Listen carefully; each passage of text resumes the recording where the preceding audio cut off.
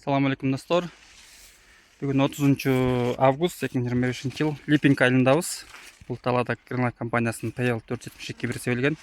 Майдың машины сөйліп тұр, үшінде 5-іне сөйліп тұр. Бұл тала. Бұға чейін 2 жол суарылып тұр.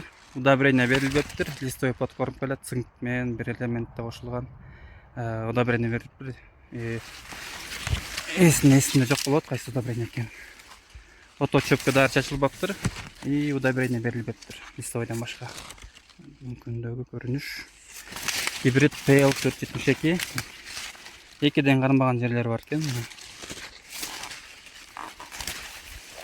Екінші качан. Екіден қарынбағандар. Опыленияларына өтең дақшы. Бірінші качан.